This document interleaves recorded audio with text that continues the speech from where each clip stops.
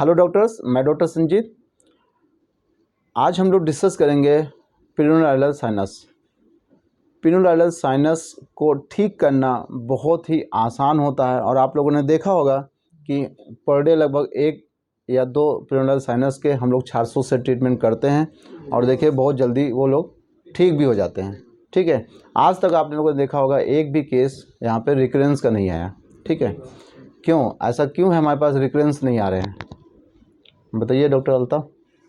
ये सर इसमें रिकरेंस इसलिए नहीं आ रहा सर क्योंकि जिसके अंदर पाइलोमेट्रिक साइंस के अंदर जो होते हैं उसके अंदर हियर्स होते हैं सर। हियर्स को जो है निकाल दिया जाता है और छाड़ शोध विधि से इसको जो कर देते हैं हम लोग।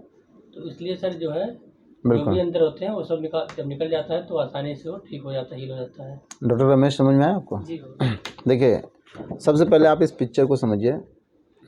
इस पिक्चर से आपको पूरा क्लियर हो जाएगा कि पिनोलाइडल साइनस बनते कैसे हैं और इसका ट्रीटमेंट कैसा होता है। जैसा कि डॉक्टर अल्ताफ ने बताया कि रिकरेंस यानी दोबारा ना बने 400 अगर फिशुला को हम लोग ट्रीटमेंट दें और दोबारा उसको ना बने तो उसका एक कारण इन्होंने ये बताया कि जो उसके अंदर जो हेयर्स होते हैं, पिलोनाइडल मतलब होता है नेस्ट ऑफ हेयर्स, यानी बालों का गुच्छा। इसको क्या बोलते हैं? बालों का गुच्छा। सिस्ट है तो कैविटी है, साइनस है तो एक टनल है। अगर हम पिलोनाइडल साइनस बोल रहे हैं तो इट्स मीन कि बालों के गुच्छे के साथ एक ट्रैक पड़ा हुआ है, एक टनल लाइक स्ट्रक्चर है, एक ट्यूब लाइक स्ट्रक्चर है, जिसको हम लोग बोलते हैं पिलोनाइडल साइनस। और पिलोनाइडल सिस्ट क्या होता है कि एक कैविटी है जिसमें बालों का गुच्छा है और उसमें कुछ लिक्विड टाइप का पार्ट है जिसको हम लोग पस बोल सकते हैं। ठीक है, तो पिलोनाइडल साइनस और पिलोनाइडल सिस्ट में ये अंतर होता है। दूसरा है कि अगर हम ऐसे केस को ठीक करें और दोबारा ना हो, सबसे इम्पोर्टेंट होता है उसकी डायग्नोसिस बनाना कि आपके पास जो केस आया है वो वाकई में पिलोनाइडल साइनस का है कि फिशुला का है। क्योंकि अक्सर हम लोग देखते हैं कि अगर फिशुला की external opening just to back side अगर कॉकिक्स के आसपास मिल रही है तो हम कंफ्यूज हो जाते हैं कि हमारा जो केस है वो पिलोनाइडल साइनस का है कि फिशुला का है। क्लियर? तो आपको सबसे पहले पहचानना भी आवश्यक है कि पिनोलाइडल साइनस होता क्या है, इसकी डिफरेंशियल डायग्नोसिस बनाना इंपॉर्टेंट होता है। क्योंकि पिनोलाइडल साइनस की डिफरेंशियल डायग्नोसिस हम लोग बनाते हैं सैक्रोमाइलाइटिस से। क्लियर? क्योंकि मान लें किसी पेशेंट को बीमारी को और है, आपने इलाज कुछ और कर दिया तो वो ठीक होगा? कभी नहीं ठीक होगा। तो आइए हम लोग पढ़ते हैं पिनोलाइडल साइनस होता क्या है और इसका ट्रीटमेंट अभी लास्ट में हम लोग दिखाएंगे। बहुत सारे केस ठीक हुए हैं, आपके सामने ही ठीक हुए हैं। और सबसे पहले हम लोग पढ़ते हैं पिनोलाइडल साइनस होता क्या है। जैसे मान लेते हैं हम एक पर्सन है, वो ऐसे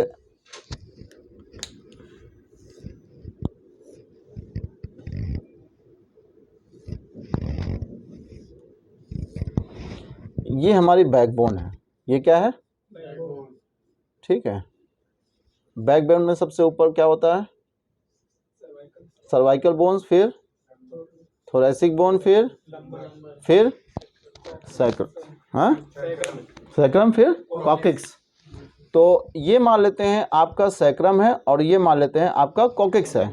ओके, तो जो बैकबोन होती है, बैकबोन की सबसे लास्ट बोन को कॉकिक्स बोलते हैं और उससे ऊपर क्या होता है? सैक्रम। क्लियर? और ये हो गई ना बैकबोन।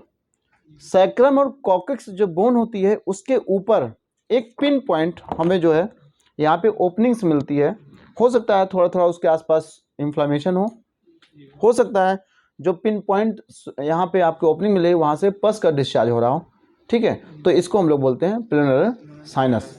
ओके, तो पिलोनाइडल साइनस में होता क्या है? जैसे ये आपका लास्ट बोन क्या है? सैक्रम, उसके बाद कॉकिक्स, यानी सैक्रम और कॉकिक्स ये बोन है। इसके ऊपर जो स्किन होती है उसमें हम यहाँ पे पिन पॉइंट ओपनिंग देखते हैं जिसे हम लोग बोलते हैं पिलोनाइडल साइनस। ये तो आपको पिक्चराइज में, मतलब ये मॉडल है, आपको ओरिजिनल में दिखाता हूँ। यहाँ पे आप देख सकते हैं। ठीक है, यहाँ पे देखिए ये क्या है? दोनों बटक्स हैं। इसको क्या बोलते हैं? जो बीच में डिप लाइन है, नेटल क्लेफ्ट या ग्लूटियल क्लेफ्ट बोलते हैं ना। तो दोनों बटक्स के बीच में जो एक गहरा एरिया होता है उसे हम नेटल क्लेफ्ट बोलते हैं। और नेटल क्लेफ्ट में जो सैक्रम और कॉकिक्स होता है उसके ऊपर की स्किन पे आपको एक डिप टाइप का पॉइंट दिखता है या पिन पॉइंट, एक ओपनिंग दिखती है जिसको हम लोग बोलते हैं पेरिनोडाइल साइनस की ओपनिंग। ओके, समझ गए ना। तो ये हो गया आपके बटक्स, ये आपका बटक्स हो गया, ठीक है। और ये जो यहाँ पे दोनों बटक्स के बीच में जो स्पेस होता है उसको हम लोग बोलते हैं नेटल क्लेफ्ट। और इसी नेटल क्लेफ्ट में जो सैक्रम और कोकिक्स होती है वहीं पे आपको एक ओपनिंग मिलती है, ठीक ना। तो पेरिनोडाइल साइनस पहचान लेंगे अब। यहाँ पे देखें, क्लियर, ये दोनों बटक्स हैं, इसके ऊपर एक ओपनिंग है, यहाँ पे हेयर्स दिखाए गए हैं और यहाँ देखिए हेयर्स इसके अंदर चले गए, ये पेरिनोडाइल सिस्ट बन गया, ठीक है। सिस्ट में जब उसमें एक ट्रैक बनने लगता है तो उसे पेरिनोडाइल साइनस कहते हैं। तो ओके, कहाँ मिलेगा, सैक्रम और कॉकिक्स जो बोन होती है उसके ऊपर की स्किन पे मिलता है। अगर उसके नीचे, अगर आपको कॉकिक्स के नीचे ओपनिंग मिल रही है तो ये फिस्टुला हो सकता है। ओके, अब ये बनता कैसे है, ठीक है। सबसे पहले तो पेरिनोडाइल साइनस की डेफिनेशन हो गई, बनता कैसे है। तो जो लोग हेयरी होते हैं, जिनके रीढ़ की हड्डी के आसपास, बैक साइड में या हिप के आसपास हेयर्स बहुत ज़्यादा होते हैं।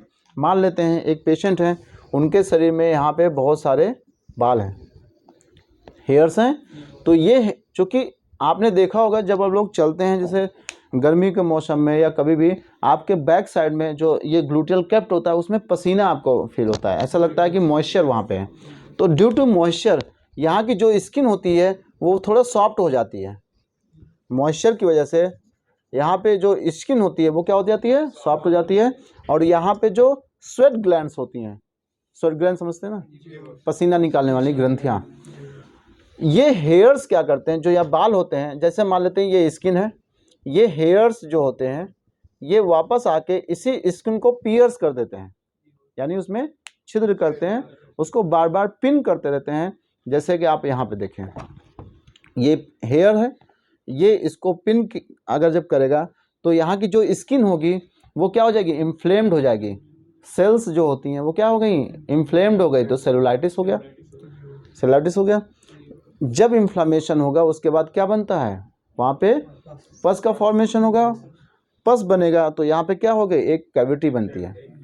तो यहाँ पे कैविटी है, पस से फिल्ड है, और जब कैविटी क्रिएट होती है, यहाँ बनती है, तो जो हेयर्स होते हैं वो चाहे शरीर के किसी भी हिस्से में हो, आपके टूट कर यहीं नेटल क्लेफ्ट पे आके इकट्ठा हो जाते हैं।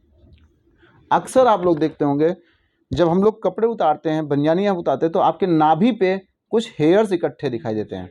तो जो शरीर का हिस्सा के यहाँ बाल टूटते हैं वो नाभि के आसपास इकट्ठा हो जाते हैं। इसी तरह जो यहाँ पे हेयर्स इकट्ठा हुए वो ड्यू टू नेगेटिव प्रेशर की वजह से जो ये कैविटी होती है इसमें सक कर लिए जाते हैं, खींच लिए जाते हैं, इसी वजह से यहाँ पे बाल इकट्ठा हो जाते हैं। ओके, तो इसको हम लोग क्या बोलते हैं, पिलोनाइडल सिस्ट।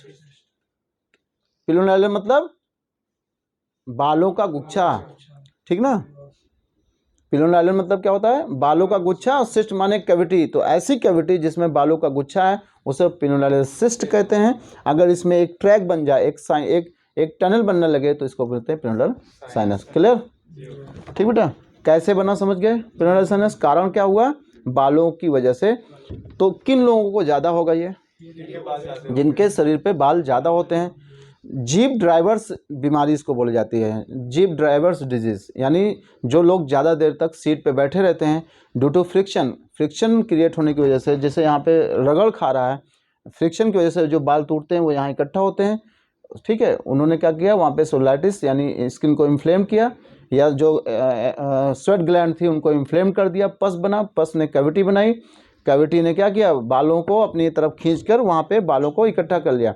इसीलिए आपने देखा है जब हम लोग पेरिनोडाइल साइनस में जब छाछ लाइगेट करते हैं तो देखते हैं तो वहाँ से बहुत सारे बाल निकलते रहते हैं, देखा ना, बाल निकलते रहते हैं। तो उन बालों को निकालना आवश्यक है। अगर एक भी बाल का टुकड़ा यहाँ पे रह गया तो कभी भी पेरिनोडाइल साइनस को आप ठीक नहीं कर पाएंगे। तो छाछ लाइगेट करते समय जो भी यहाँ पे बाल के पार्ट्स होते हैं उनको वहाँ पे वॉश आउट कर देना चाहिए। क्लियर।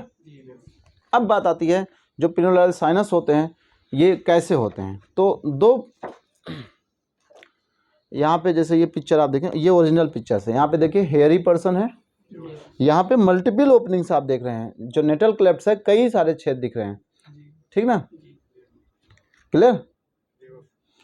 और यहाँ पे देखिए आपको 2 ओपनिंग मिले, यहाँ पे नेटल क्लेफ्ट में 1 ओपनिंग और यहाँ पे थोड़ा सा जो राइट लेफ्ट साइड में है वहाँ पे आपको 1 ओपनिंग मिल रही है। तो ये जो साइनस ट्रैक है वो यहाँ से यहाँ तक जाएगा। तो कई बार राइट में मिल सकता है, कई बार एक वर्टिकल लाइन में आपको मिल सकता है, कई बार लेटरल्स में भी मिल सकते हैं। तो ये जो होते हैं पेरिनेल साइनस, पहचान लिया आपने। अब किन लोगों को ज़्यादा होता है, जो लोग ज़्यादा देर तक बैठते हैं, जैसे आप बैठे हुए हैं, सीट पीछे क्या हुआ है, यहाँ पे फ्रिक्शन क्रिएट हो रहा है जिसकी वजह से बाल टूट रहे हैं, नीचे जाके इकट्ठा हो रहे हैं, ठीक है। और डिफरेंशियल डायग्नोसिस किससे बनाएंगे आप लोग, सैक्रोमाइलेटिस से। और दूसरा फिस्टुला से भी हमें यहाँ पे डिफरेंट, कई बार ऐसा होता है कि मान लेते हैं सैक्रम के ऊपर 1 ओपनिंग है और 1 ओपनिंग आपको एनल कैनाल से बैक साइड में पोस्टीरियर साइड में 4 सेंटीमीटर दूर 1 ओपनिंग और है। तो कई बार हम कंफ्यूज हो जाते हैं कि जो बैक साइड में ये ओपनिंग है, कई बार ये पेरिनेल साइनस की ओपनिंग है कि फिस्टुला की ओपनिंग है, क्लियर। तो इसके लिए सबसे बेस्ट हमारे पास क्या रिपोर्ट करा सकते हैं हम लोग, एमआरआई फिस्टुलोग्राम, एमआरआई साइनोग्राम, फिस्टुलोग्राम करा सकते हैं कंफर्मेशन के लिए कि ये जो बीमारी है वो कहाँ तक फैली हुई है, कितना दूर तक गई है। क्योंकि अगर एक भी ब्रांच आपके छारसूत लाइगेट करते समय या ऑपरेट करते समय एक भी ब्रांच इसकी छूट गई तो दोबारा हो जाता है। आप लोग देखते होंगे कई बार लोग 2-2 बार ऑपरेट करा के आते हैं तब भी नहीं ठीक होते। तो क्या हुआ, मिस, वहाँ पे मिस क्या हुआ है, या तो डायग्नोसिस मिस हुई है या पे जो ट्रीटमेंट के बाद जो क्लीनिंग की जाती है हो सकता है उसमें कहीं पे गड़बड़ी हुई, इसलिए पेशेंट को दोबारा हो गया, ठीक है। तो ये आपने ये पिक्चर देख ली। तो एक और पिक्चर है यहाँ पे आप देख सकते हैं, यहाँ पे देखिए आपको और मैं पिक्चर दिखा देता हूँ, ये भी पेरिनेल साइनस है, ठीक है। डिफरेंट आप देखिए यहाँ पे केवल 1 2 3 4 ओपनिंग आपको एक लाइन में दिख रही है, यहाँ पे 3 4 ओपनिंग दिख रही है, यहाँ पे देखिए 2 दिख रही हैं, यहाँ पे थोड़े से छोटे छोटे पिन पॉइंट। कई बार इसमें से पस डिस्चार्ज होता है, कई बार लगता है बिल्कुल ड्राई है, मतलब लगता ही नहीं कि इसमें से कोई पस का डिस्चार्ज है, बिल्कुल ड्राई पिन पॉइंट्स होते हैं। तो ये भी सब पेरिनेल साइनस की ओपनिंग्स होती हैं, क्लियर। बाकी कैसे इसको ट्रीटमेंट करते हैं, कैसे छारसूत लाइगेट करते हैं आपने देखा ही है, बाकी हम लोग ग्रुप में इसमें शेयर कर देते हैं, ओके। ये आप देख सकते हैं, ये आप मतलब ये केस जो अभी हम लोगों ने किया था ये पेरिनेल साइनस है। आप देखिए बहुत सारे हेयर्स हैं, हेयरी पर्सन्स है। यहाँ पे देखिए 1 ओपनिंग यहाँ पे है, 1 ओपनिंग यहाँ पे है। तो इसको प्राइमरी ओपनिंग बोलते हैं, इसको सेकेंडरी ओपनिंग बोलते हैं, ठीक है। अगर जो वर्टिकल जो नेटल क्लेफ्ट पे जो ओपनिंग्स मिलेंगी, जो छोटे छोटे ओपनिंग मिलेंगी उसको प्राइमरी ओपनिंग बोलते हैं, और जो साइड में मिलते हैं उसको सेकेंडरी ओपनिंग्स बोलते हैं, क्लियर। अब देखिए इसमें छारसूत लाइगेट क्या है, ऐसे ही छारसूत लाइगेट करते हैं, कोई कट नहीं लगाना है। छारसूत का अपना खुद का प्रॉपर्टी है, कटिंग हीलिंग साइमल्टेनियस प्रोसेस है, कट करता जाएगा, हील करता जाएगा। क्योंकि जो छारसूत्र में जो छार होता है उसका काम ही है एक्सीजन करना, इंसीजन करना और स्क्रैपिंग करना। एक्सीजन यानी काटना, इंसीजन भेदना मतलब, और स्क्रैपिंग करना यानी वहाँ पे जो भी डेड टिश्यू इसके अंदर पड़े थे, जो अनहेल्दी ग्रेनुलर टिश्यू हैं, जो कि डेब्रीज हैं, वो क्या होते हैं यहाँ से वॉश आउट किए जाते हैं विद द हेल्प ऑफ छार्स। और छारसूत्र जो होता है वो आपने देखा होगा कि पेरिनेल साइनस को ठीक करने का सबसे बेस्ट इलाज है, और अभी तक आपने देखा होगा कि कोई भी रिकरेंस केस भी नहीं आया, ओके। तो नेक्स्ट टॉपिक में हम लोग डिस्कस करेंगे कि पूरा एक केस डिस्कस करेंगे कैसे छारसूत्र द्वारा पेरिनेल साइनस को पूर्ण रूप से ठीक किया जाता है। Thank you.